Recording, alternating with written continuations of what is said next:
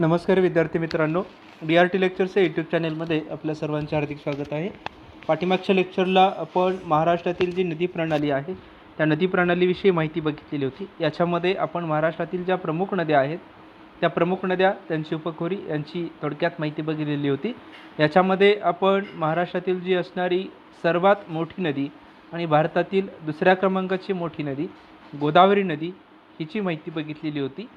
आता आपल्याला या लेक्चरला महाराष्ट्रातील जी तिसरी किंवा दक्षिण भारतातील जी तिसरी महत्त्वाची नदी आहे किंवा आपण भारतातील तिसरी महत्त्वाची मोठी नदी म्हणूयात, जी कृष्णा नदी आहे, त्या कृष्णा नदीची एक मुख्य उपनदी की जिच्यामुळे कृष्णा नदीला सर्वात जास्त पाण्याचा पुरवठा होतो आणि महाराष्ट्राचा सर्वात जास्त भाग जो ओलिताखाली आलेला आहे किंवा ज्या नदीच्या माध्यमातून जलसिंचन केले जाते किंवा पाण्याचा पुरवठा केला जातो, अशी एक महत्त्वाची नदी ती म्हणजे भीमा नदी. त्या भीमा नदीची आपल्याला माहिती बघायची आहे. त्याचबरोबर ही भीमा नदी, त्या भीमा नदीचं उपखोरं, या सर्व घटकांची माहिती आपल्याला या ठिकाणी आजच्या लेक्चरला बघायची आहे. आता जर आपण बघितलं तर ही जी भीमा नदी आहे ती भीमा नदीच चंद्रभागा नदी म्हणून ओळखली जाते.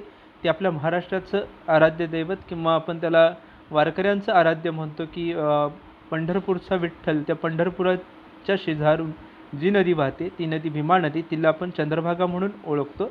ही भीमा नदी जी आहे ती भीमा नदी आपल्या महाराष्ट्रातील एक प्रमुख नदी म्हणून आपण त्याच्याकडे बघतो. ही नदी पश्चिम भारत आणि दक्षिण भारतातील एक प्रमुख नदी आहे. जसं आपण बघतो की आपला महाराष्ट्राचं स्थान भारताच्या पश्चिम दिशेला आहे, तसं भारताच्या पश्चिम दिशेला असणारा महाराष्ट्र, या महाराष्ट्रातील काही भागाच्यामध्ये ही भीमा नदी वाहते. त्याचप्रमाणे या नदीच्या माध्यमातून भारताच्या दक्षिण भागामध्येही काही प्रमाणामध्ये जलसिंचन किंवा पाणीपुरवठा करण्याचं काम केलं जातं.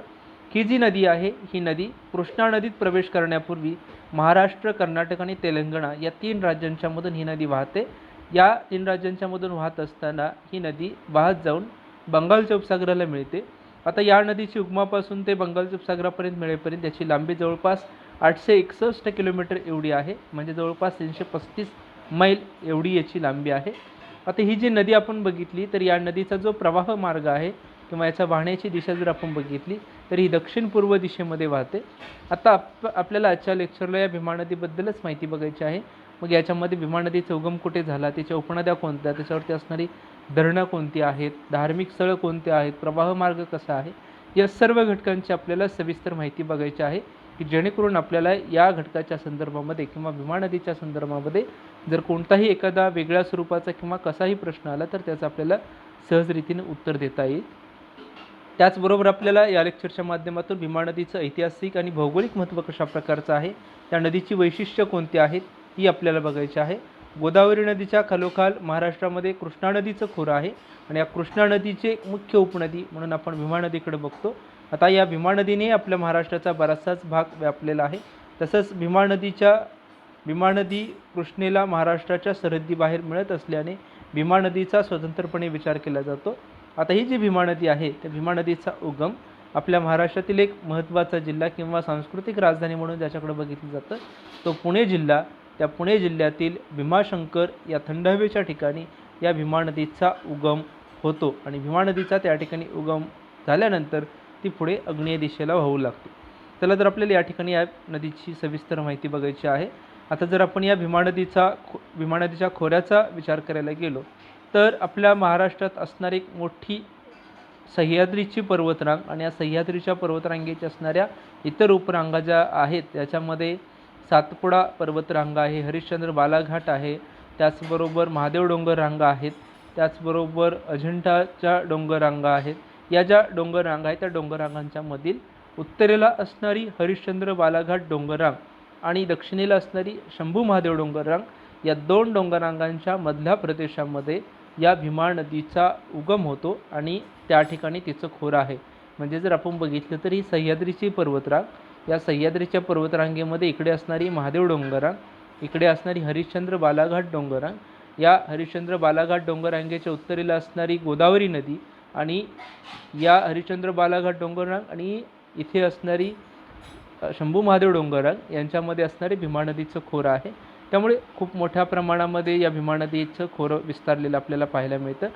ही जी भीमा नदी आहे ती भीमा नदी आपल्या महाराष्ट्रामध्ये पुणे सोलापूर, काही प्रमाणामध्ये सातारा, अहमदनगर, बीड, उस्मानाबाद या जिल्ह्यांच्यामध्ये आपल्या खोऱ्याचा तिने विस्तार केलेला आहे व त्या भागामध्ये आपल्या पाण्याने तिने जलसिंचन केलेलं आपल्याला पाहायला मिळतं.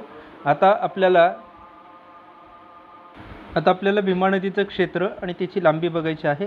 भीमा नदीचा जर उगम बघितला तर पुण्याजवळ असणारं जे एक थंड हवेचं ठिकाण किंवा धार्मिक क्षेत्र म्हणूनही आपण ज्याच्याकडे बघतो ते भीमाशंकर, ज्या ठिकाणी आपल्या महाराष्ट्रामध्ये असणारी जी 5 ज्योतिर्लिंग आहेत त्या 5 ज्योतिर्लिंगांच्या पैकी एक ज्योतिर्लिंग आहे त्या भीमाशंकर या ठिकाणी या भीमा नदीचा उगम होतो. आता जर आपण या भीमा नदीचा अक्षवृत्ती आणि रेखावृत्ती विस्तार किंवा स्थान बघितलं तर 19:04 उत्तर अक्षवृत्त ते 73:42 पूर्व रेखावृत्त यांच्या दरम्यान या ठिकाणी या भीमा नदीचा उगम होतो. आता ही महाराष्ट्रातील 5 ज्योतिर्लिंगांच्या पैकी एक ज्योतिर्लिंग भीमाशंकर या ठिकाणी आहे.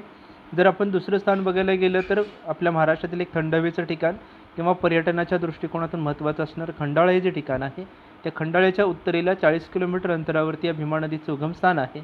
आता ही जर भीमा नदी बघितली, याचा विस्तार बघितला तर बालाघाट डोंगररांगेच्या उत्तरेला गोदावरी नदी वाहते, तसं दक्षिणेला भीमा नदी वाहते. म्हणजे ही जी बालाघाट डोंगररांगा आहे या बालाघाट डोंगररांगेच्या उत्तरेला हे गोदावरी नदीचं पाणलोट क्षेत्र किंवा आपण तिला गोदावरी नदीचं खोरं असं म्हणतो, गोदावरी नदीचं खोरं आहे. तर दक्षिणेला आपण बघितलं तर हे भीमा नदीचं खोरं आहे.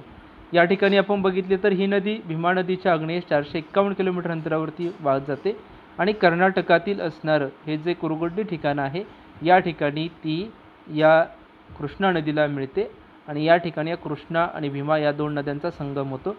महाराष्ट्रातील भीमा नदी प्रणालीचं क्षेत्रफळ जवळपास 46,184 चौरस किलोमीटर एवढं आहे. म्हणजे एवढ्या मोठ्या क्षेत्रामध्ये ही भीमा नदी विस्तारलेली आहे. म्हणजे भीमा नदी आणि तिच्या उपनद्या असलेल्या पाहायला मिळतात. आता जर आपण बघितलं तर महाराष्ट्रामध्ये या भीमा नदीच्या खोऱ्यामध्ये पुणे आणि सोलापूर जिल्ह्याचा पूर्णपणे समावेश होतो. म्हणजे आपल्या इकडचे जर आपण जिल्हे बघितले तर एक सर्वात मोठा असणारा अहमदनगर, त्याच्या बाजूला असणारा पुणे आणि ज्वारी उत्पादनामध्ये अग्रेसर असणारा सोलापूर जिल्हा, हे जे दोन जिल्हे आहेत त्या दोन जिल्ह्यांचा पूर्णतः समावेश हा भीमा नदीच्या खोऱ्यामध्ये होतो. तर सातारा जिल्ह्यातील काही प्रमाणामध्ये खंडाळा तालुका, फलटण तालुका, दहिवडी तालुका किंवा दहिवडी म्हणजे मान तालुका, नगर जिल्ह्यातील दक्षिणेकडचा श्रीगोंदा, कर्जत, जामखेड हे तालुके, मराठवाड्यातील बीड जिल्ह्यातील आष्टी, उस्मानाबाद जिल्ह्यातील परांडा, भूम, तुळजापूर आणि उमरगा हे जे तालुके आहेत त्या तालुक्यांचा समावेश प्रामुख्याने भीमा नदीच्या क्षेत्रामध्ये होतो. म्हणजे राजकीयदृष्ट्याही भीमा नदीचं क्षेत्र विस्तारलेलं आहे. म्हणजे महाराष्ट्राचा बराचसाच भाग आपण त्या भीमा नदीच्या क्षेत्रामध्ये सामावलेला आपल्याला पाहायला मिळतो. म्हणून या ठिकाणी भीमा नदीचं क्षेत्र खूप, जसं आपण गोदावरीच्या क्षेत्राचा विचार करतो, कृष्णा नदीचा विचार करतो, तसं भीमा नदीचंही क्षेत्र महत्त्वाचं आहे आणि भीमा नदी ही एक प्रमुख नदी आपल्याला असलेली पाहायला मिळते. आता आपण जर भीमा नदीचा प्रवाह मार्ग आणि उगमस्थान बघितलं तर भीमा नदीचा उगम 1000 मीटर उंचीच्या डोंगरावरती भीमाशंकर या ठिकाणी होतो, जिथली उंची समुद्रसपाटीपासून जवळपास 1000 मीटर उंची आहे. तिच्या पहिल्या 8 किलोमीटरच्या अंतरामध्ये नदी एकदम डोंगररांगा असल्यामुळे खाली कोसळते आणि 200 मीटरच्या उंचीच्या प्रदेशावरून वाहू लागते. म्हणजे त्या ठिकाणी ती मैदानी प्रदेशात प्रवेश करते आणि त्या ठिकाणी प्रवेश केल्यानंतर त्या ठिकाणी नदीचा जो वेग आहे तो वेग कमी होतो. आता सुरुवातीचा जो प्रवाह आहे नदीचा तो पूर्वेस आहे, नंतर तो अग्नेयेला होतो. त्यानंतर भीमा नदी भामनेर खोऱ्यामध्ये अतिशय खडकाळ आणि अरुंद दरीतून सुमारे 50 ते 55 किलोमीटर अंतरामध्ये खडकाळ आणि अरुंद दरीतून वाहते. आता ही जी भीमा नदी आहे त्या भीमा नदीच्या मार्गामध्ये भामा आणि इंद्रायणी या नद्या उजव्या किनाऱ्याने आणि वेळ ही नदी येऊन मिळाल्यानंतर हा प्रवाह ईशान्येकडे वळतो. काही अंतरावरती हा प्रवाह दक्षिणेकडे वाहू लागतो आणि रांजणगावजवळ उजव्या बाजूने मुळा मोठ्या नद्या येऊन या भीमा नदीला मिळतात. भीमा नदी अग्नेयेला वळते. नागमोडी वळणाने 20 ते 22 किलोमीटर गेल्यावरती भीमा व भोर आणि घोड नदीचा संगम त्या ठिकाणी होतो. आता ही घोड नदी जी आहे ती घोड नदी डाव्या किनाऱ्यावरून कुकुडी आणि मीना या नद्या मिळतात. पुढे टेंभुर्णीजवळ उजव्या किनाऱ्यावरून भोर तालुक्यात ही वाहत येणारी नीरा नदी येऊन मिळते. त्याआधी कान्हा आणि नीरा नद्यांचा संगम होतो. आता या ठिकाणी पवित्र तीर्थक्षेत्र असलेल्या पंढरपुरातून भीमा नदी वाहत जाते. त्यानंतर उजव्या किनाऱ्याने येणारी माण नदी जी सातारा जिल्ह्यातून मान तालुक्यातून येते, ती माण नदी येऊन त्या ठिकाणी पंढरपूरच्या पुढे या भीमा नदीला मिळते. त्याचबरोबर भीमा नदीच्या डाव्या किनाऱ्याने सीना नदी येऊन मिळते. ती अहमदनगर जिल्ह्यात सीना नदीचा उगम होतो. त्यामुळे अहमदनगर जिल्ह्यातला जो परांडा आणि श्रीगोंदा तालुके आहेत त्याचाही समावेश या ठिकाणी आपण बघितला तर या भीमा नदीच्या खोऱ्यामध्ये होतो. त्यानंतर सीना नदी ही भीमा नदीला सोलापूर जिल्ह्यात मिळते. त्यामुळे या भीमा नदीच्या खोऱ्याचा विस्तार मोठा असलेला पाहायला मिळतो. आता जर या भीमा नदीच्या उपनद्या बघितल्या तर तिच्या उजव्या तीराने म्हणजे दक्षिणेकडून भामा, इंद्रायणी, मुळा, मुठा, नीरा आणि मान या नद्या येऊन मिळतात. तर तिच्या डाव्या किनाऱ्याने म्हणजेच उत्तरेकडून वेळ, घोड, सीना या प्रमुख नद्या तिच्या उत्तरेकडून येऊन मिळतात. या भीमा नदीच्या उपनद्या आहेत. आता या भीमा नदीच्या उपनद्या आहेत त्या उपनद्यांच्या आपल्याला या ठिकाणी खोऱ्यांच्या विषयी माहिती बघायची आहे. त्याच्यातील पहिली आहे वेळ नदी. सह्याद्रीचा एक सुळका झाकले येथे या ठिकाणी या नदीचा उगम होतो. ही नदी आग्नेयेला वाहताना भीमा नदीला समांतर वाहते आणि तळेगाव डमडेरेच्या खाली 8 किलोमीटर अंतरावरती भीमा नदीस ही मिळते. या नदीची लांबी जवळपास 64 किलोमीटर एवढी आहे. दुसरी प्रमुख नदी आहे घोड नदी. घोड नदीचा उगम सह्याद्री पर्वतावरती होतो. भीमा नदीच्या उत्तरेला 15 किलोमीटर अंतरावरती आहे. सुमारे 24 किलोमीटर अंतराच्या प्रदेशामध्ये 200 मीटर उंची कमी होते. तिला कुकडी आणि मीना नद्या येऊन मिळतात आणि ती शिरोळजवळ भीमा नदीला येऊन मिळते. भामा नदी ही भीमाशंकरच्या दक्षिणेला 10 किलोमीटर अंतरावरती भामा नदीचा उगम होतो. तिच्या खोऱ्याला भामनेर असं म्हटलं जातं. पिंपळगाव जवळ ती भीमा नदीला येऊन मिळते. आता हे जे आहेत या तिच्या उपनद्या आणि तिला भीमा नदीला येऊन मिळण्याची ठिकाणं याच्या संदर्भामध्ये परीक्षेला या ठिकाणी प्रश्न विचारला जाऊ शकतो. त्यामुळे त्या ठिकाणी तुम्हाला माहीत असणं गरजेचं आहे. त्यानंतर आपण जर पुढे बघितलं तर आहे इंद्रायणी नदी. इंद्रायणी नदी लोणावळ्याच्या नैऋत्येला 5 किलोमीटर अंतरावरती कुरवंडे खेड्यात या नदीचा उगम होतो.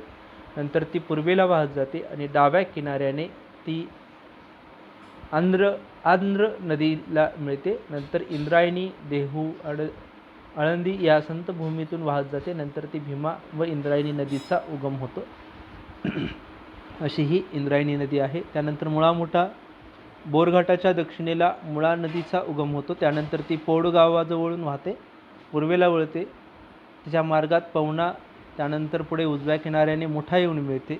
त्यानंतर त्या मुळा आणि मुठा यांचा संयुक्त प्रवाह रांजणगाव जवळ या भीमा नदीला येऊन मिळतो. मुळा मुठा नदीचा उगम ही सह्याद्रीच्या डोंगररांगेमध्ये होतो. या प्रवाहाचा पहिला भाग पुणे जिल्ह्यातील भोर तालुक्यात आहे. पुढे मुठा नदी ही पुणे शहरातून वाहते आणि मुळा नदीला येऊन मिळते. अशा प्रकारची ती मुळा आणि मुठा नद्या आहेत. नीरा नदी ही भीमा नदीची एक उपनदी आहे. भोर तालुक्यातील नीरा नदीचा उगम होतो. त्यानंतर ती ईशान्येला वाहत जाते आणि पुढे काही अंतरावरती गेल्यानंतर पुणे आणि सातारा जिल्ह्याची सरहद निर्माण करते. त्यानंतर नीरा आणि कऱ्हा या नद्यांचा संगम होतो आणि शेवटी ती भीमा नदीला मिळते. अशा प्रकारे या भीमा नदीच्या प्रमुख 6 उपनद्या आपण या ठिकाणी बघितलेल्या आहेत. इतरही अनेक उपनद्या आहेत, परंतु या ठिकाणी सर्वात जास्त अंतराच्या सर्वात जास्त पाण्याचा पुरवठा करणाऱ्या 6 नद्या आपण या ठिकाणी बघितलेल्या आहेत. आता आपल्याला या ठिकाणी भीमा नदीवर असणारी जी धरणं आहेत ती धरणं बघायची आहेत. आता भीमा नदीच्या पात्रामध्ये एकूण 22 धरणांचा समावेश होतो. छोटी मोठी अशी 22 धरणं आहेत. याच्यातील पहिलं जे धरण आहे ते खेड तालुक्यातील पुणे जिल्ह्यातील खेड तालुका या ठिकाणी चासकामन धरण हे पहिलं धरण आहे. त्यानंतरचं दुसरं धरण आहे सोलापूर जिल्ह्यातील टेंभुर्णीजवळ उजनी धरण आहे. ते उजनी धरण सर्वात मोठं धरण क्षमतेनुसार म्हणून ओळखलं जातं. महाराष्ट्रातील सर्वात मोठं धरण ज्याची पाणी साठवण्याची क्षमता जास्त आहे. ते पाणी साठवण्याची क्षमता महाराष्ट्र राज्यात सुमारे 300 TMC एवढी आहे. आपण कोयना धरणाची बघितलं तर कोयना धरणाला आपण महाराष्ट्राची भाग्यलक्ष्मी म्हटलं तरी त्याची पाणी साठवण्याची क्षमता 105 TMC एवढीच आहे. परंतु या ठिकाणी या उजनी धरणाचं जर आपण क्षमता बघितली ती 300 TMC एवढी आहे.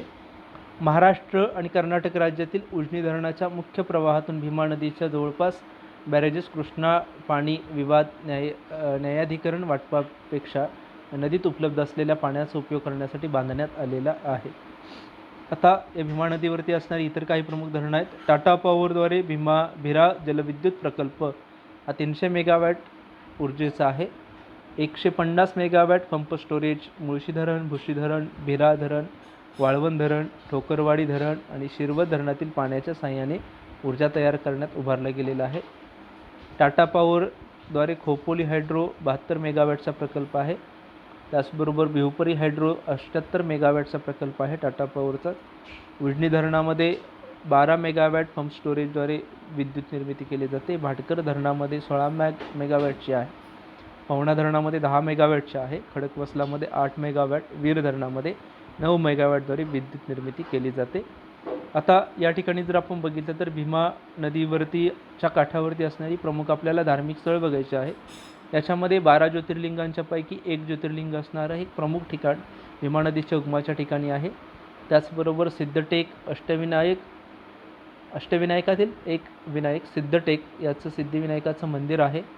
पंढरपूरचं विठ्ठल मंदिर, त्याचबरोबर कर्नाटकातील मल्लिकार्जुन मंदिर, दत्तात्रेय मंदिर, गाणगापूरमधलं गुलबर्गा, कर्नाटक राज्यातील गुलबर्गा या ठिकाणचं गाणगापूर हे ठिकाण हे आहे. त्याचबरोबर गुलबर्गा जिल्ह्यातील घट्टर्गी भागम्मा हे ठिकाण, कर्नाटक जिल्ह्यातील हुलंकटेश्वर मंदिर आहे. त्याचबरोबर क्षेत्र रसंगी भालभीमसेना मंदिर आहे, हेही कर्नाटक जिल्ह्यातलं आहे. त्याचबरोबर कोल्हापूर सिद्धबावेश्वर मंदिर हेही या भीमा नदीच्या काठावरती आहे. अशी अनेक मंदिरे या ठिकाणी भीमा नदीच्या काठावरती असलेली आपल्याला पाहायला मिळतात की जी धार्मिकदृष्ट्या ही भीमा नदी अत्यंत प्रसिद्ध आहे. अशा प्रकारे आपण या ठिकाणी भीमा नदीच्या उपनद्या, त्याच्यावरती असणारी धरणं, विद्युत निर्मितीचे प्रकल्प यांच्याविषयी माहिती बघितली आहे. याच्या संदर्भात जर तुमच्या काही शंका असतील तर तुम्ही कमेंट बॉक्समध्ये लिहू शकता. त्याचबरोबर व्हिडिओ आवडल्यास लाईक करा, शेअर करा आणि जास्तीत जास्त सबस्क्राईब करा. थँक्यू.